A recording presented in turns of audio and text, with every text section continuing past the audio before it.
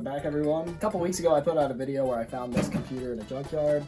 That video did really well, a lot better than I was expecting for how low effort it was. I literally shot, edited, and posted that all in the same day. That's why my lovely CapCut logo ended up making it. Too late to remove that in post, I'm afraid. A lot of you guys pointed that out. Yes, I know, that was a critical error on my part. Anyways, I digress. A lot of love on that video.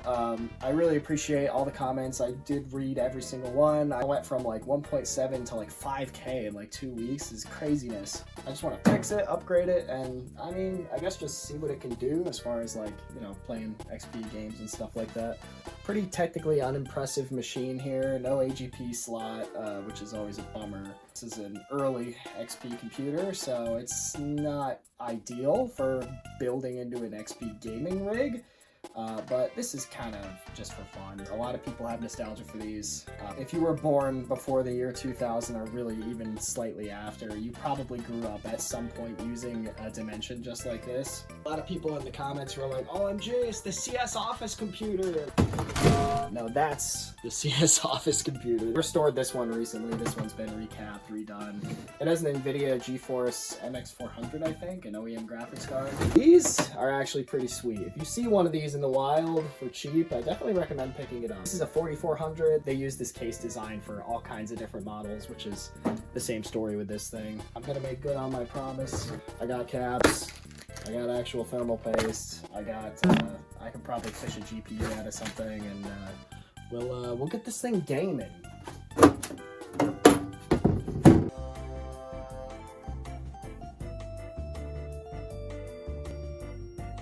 That's what toothpaste looks like after it's been heat cycled. It still smells minty fresh. An unfortunate side effect of this motherboard design is that the CPU cooler has to come off because these screws actually bolt it to the chassis on the case. Those are broken. So that side's fine, but yeah, that's gonna need fixing some kind. For now, we're just gonna focus on the caps. So here's the replacement caps. They were only about $10, so just gonna go ahead and swap out these old ones.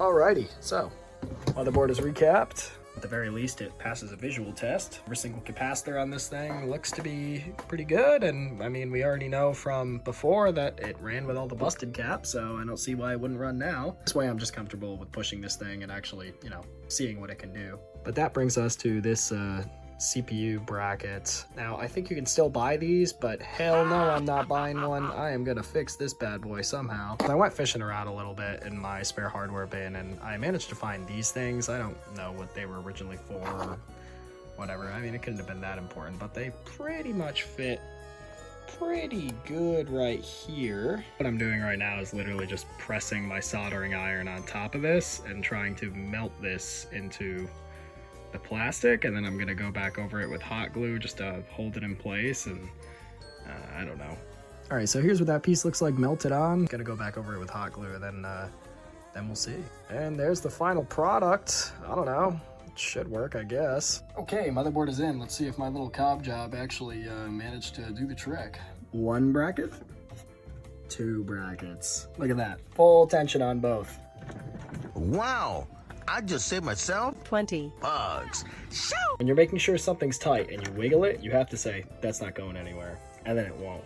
If you don't say, that's not going anywhere, it's gonna go somewhere. So that's, yeah, it's not going anywhere. So I've got this, a VisionTech P71 PCI graphics card. It's 64 megabytes of video memory. And I believe this is a NVIDIA GeForce MX400. Driver should be easy to find for it, and it should give us a really good boost in gaming performance. All right, graphics card installed, fan shroud on. Should be good to go now. Let's go ahead and test it out. Oh, I forgot one more thing. Should probably replace that coin cell. Might as well perform the most trivial computer maintenance item. Unfortunately, that's about $2 down the drain now. Oh no, who am I kidding? This beast deserves it. Now, I know I had this handy 4x3 Dell monitor at the ready when I made my last video, but if you guys know me, you know I truly can't help myself. I got a CRT for this thing. But let's go ahead and fire this thing on, make sure I didn't brick it in the process of fixing it. I already had the matching peripherals. For that, I went ahead and got this cool matching Dell mouse pad, so got the full Dell swag now. All right, freshly restored Dell Dimension 2350. Honestly, this setup looks pretty sick. I actually really like it. It's got a charm to it. It's just such an everyman computer. So we're back here in the Kali OS. And as you can see, GeForce 4 MX420. Well, being that this is my computer now, I guess I can just start messing with it. I'm gonna go ahead and start by changing my name. Sorry, Kelly. And although I may have wiped Kelly's name off this computer, I will keep the memory. A little term called provenance, which means it has a story behind it. I think we should just go ahead and get rid of all this bloatware.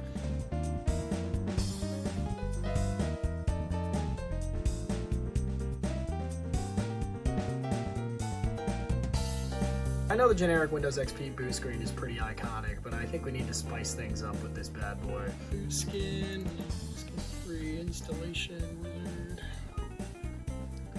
Boot screen applied successfully. Nice, much better. Eating ginger snaps. I'm logging on to Windows XP Gangster Edition. Now I'm installing my own bloatware to replace the bloatware I just got rid of. Oh yeah, wow, that icon is nostalgic as hell. Real ones remember Fraps. Let's go. Well, since our adventure began with the hit and run, I suppose we might as well benchmark hit and run again. All right, massive improvement already. Homer's car is actually the correct color. And performance is marginally better than the integrated graphics, to be honest. Hit about 22 FPS, 30 FPS. Pretty playable still, but not as good as I would have hoped, to be honest. It's still pretty playable. By the way, to everyone that commented on my last video, like, oh, what kind of car is that? Is that a Crown? Yes, it is a Crown. I drive a Toyota Crown Estate Athlete V with a 1JZ GTE. Maybe on this channel I'll indulge more in car stuff in the future and dedicate some videos to it. I don't really know. It would be pretty cool in the future. I'm installing Counter-Strike Source as well, because although this might be the beefy computer's little brother, it's still related, so it just feels appropriate. Oh wow, I almost forgot what Valve's old logo looked like. Half-Life 2 was a pretty demanding game even in its day, so if it would be anything close to playable on this hardware, I would honestly consider that a win. And shine, Mr. Freeman. Rise and shine. Pick up a rest, and all the effort in the world would have gone to waste. Wake up, Mr. Freeman.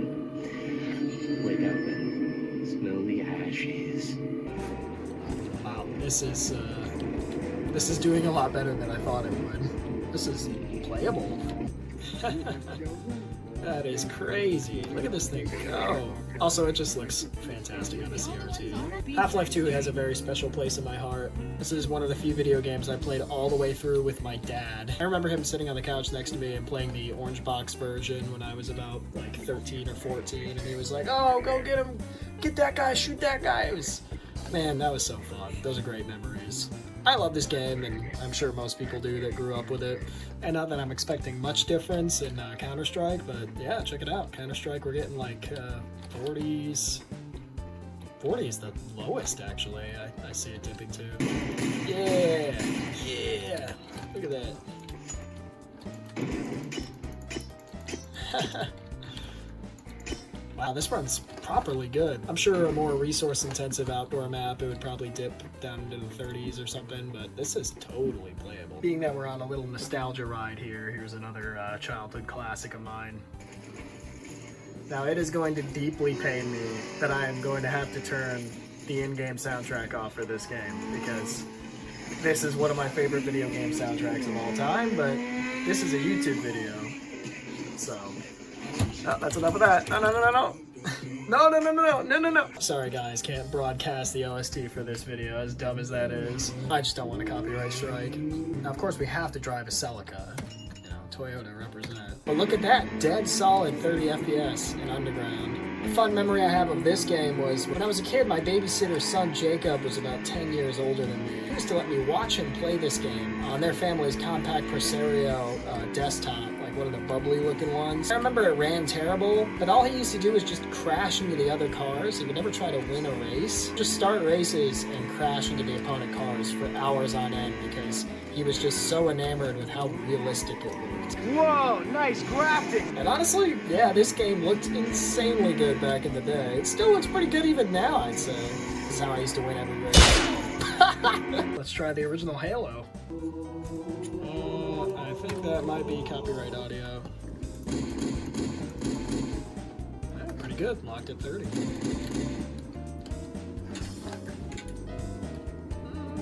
Got a couple dips, but totally playable. Oh yeah. Oh yeah, we're gaming. It's always a little bittersweet playing these old online games and just in empty servers. You know, I want to come around this corner and shoot at guys, but I mean, you know, those days are over. Unless I had a LAN party. Subtle foreshadowing there, perhaps. But yeah, Halo runs fine. Oops, I fell. Well, folks, that's gonna do it for this episode. This might be the last you see of this computer for a little while, because I struggled to think of other things I could do with it. Maybe mess with old versions of Linux or something. I'm not really sure, but if you guys want to see this thing doing other stuff, feel free to leave some comments, and, you know, I try to read them all. And I really do enjoy all the feedback that I get on these videos, so that's a wrap. A true happy ending for this thing. Catch you guys next time. See ya.